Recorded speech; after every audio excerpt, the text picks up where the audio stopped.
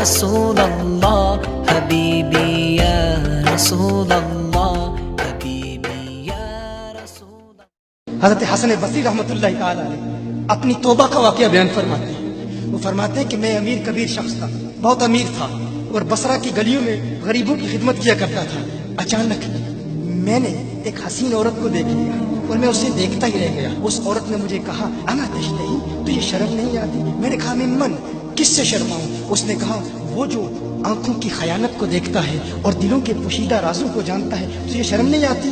تجھے حیا نہیں آتی؟ کہا اس کا جملہ تو بہت بڑا تھا۔ حسن بصری اپنی توبہ کا واقعہ بیان فرما رہے ہیں۔ فرمایا اس کا جملہ تو بہت بڑا تھا، لیکن وہ اتنی حسین تھی، ایسی خوبصورت تھی، میں پھر بھی مسلسل اسے دیکھتا رہا اور دیکھتا ہی رہ گیا۔ اور پھر آخر اس نے کہا کیوں بار بار مجھے دیکھتا ہے؟ میں نے اس عورت کو کہا کہ تیری آنکھیں اتنی خوبصورت ہیں کہ تیری جھیل جیسی آنکھوں میں ڈوبنے کا جی چاہتا ہے۔ اس عورت نے کہا اچھا تو ایسی بات کرتا ہے، تو یہاں انتظار کر۔ وہ عورت اپنے گھر میں چلی جاتی ہے۔ تھوڑی دیر کے بعد کہا میں انتظار کر رہا تھا۔ تھوڑی دیر کے بعد اس کی خادمہ آتی ہے، اس کے ہاتھ میں ایک تشت ہے اور اس تشت کے اندر اس پر ایک کپڑا ہے۔ کہا میں نے کپڑا اٹھایا تو اس میں اس کی 2 آنکھیں تھیں۔ اس نے اپنی 2 آنکھیں نکال کے اپنی خادمہ کو دے دی کہ اس کی وجہ سے اس کا دل دین سے دور ہوا ہے، مجھے یہ آنکھیں نہیں چاہیے۔ کہا اس پر ایک کاغذ تھا، کاغذ پر لکھا ہوا تھا مجھے ایسی آنکھوں کی ضرورت ہی نہیں جس سے ایک مرد فتنے میں مبتلا ہو جائے۔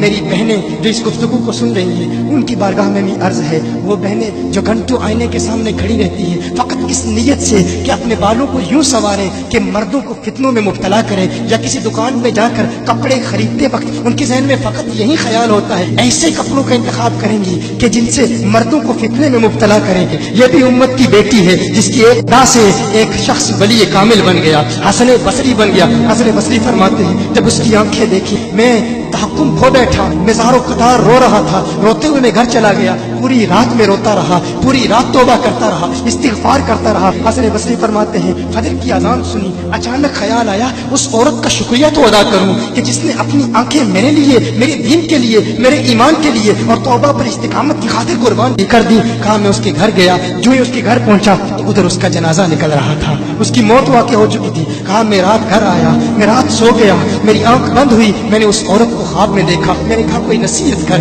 اس عورت نے کہا کہ جب تنہائی میں ہو اللہ کا ذکر کرتے رہو، اور جب صبح کرو تو استغفار کرو، شام کے وقت استغفار پڑھو۔ کہا میں نے اس وقت توبہ کر لی، ایک عورت میری توبہ کا سبب بنی، ایک عورت کی وجہ سے مجھے توبہ پر استقامت ملی۔ یہی حسن بصری پھر وہ واقعہ بھی آتا ہے، وہ دور بھی آتا ہے، ان کا ڈر کتنا ہے، ان کا تقویٰ کتنا ہے، پرہیزگاری کتنی ہے۔ یہی حسن بصری، ایک دن ایک شخص نے حسن بصری رضی اللہ تعالی عنہ سے کہا ہے حسن بصری کیا آپ جانتے ہیں کہ جہنم سے جو شخص سب سے آخر میں جہنم سے نکالا جائے گا اور پھر یا حنانو یا منانو پڑھتا ہوا جہنم سے باہر نکلے گا؟ حسن بصری فرماتے ہیں کاش میں وہ شخص ہوتا، کاش میں وہ شخص ہوتا۔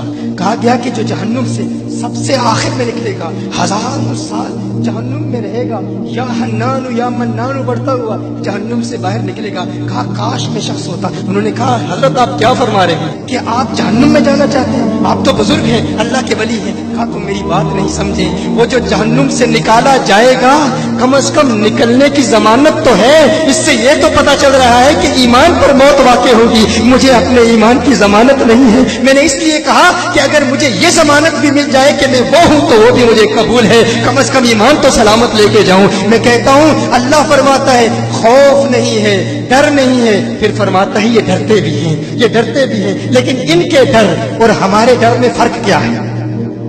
ان کے ڈر اور ہمارے ڈر میں فرق کیا ہے؟ وہ ایک سے ڈرتے ہیں، کسی دوسرے سے نہیں ڈرتے۔ فرق کیا؟ وہ ایک سے ڈرتے ہیں، ایک سے ڈرتے ہیں، کسی دوسرے سے نہیں ڈرتے۔ ہم اس ایک سے نہیں ڈرتے، اسی لیے ہر ایک سے ڈرتے۔ یہ فرق، ہم اس ایک سے نہیں ڈرتے، اسی لیے ہر ایک سے ڈرتے ہیں۔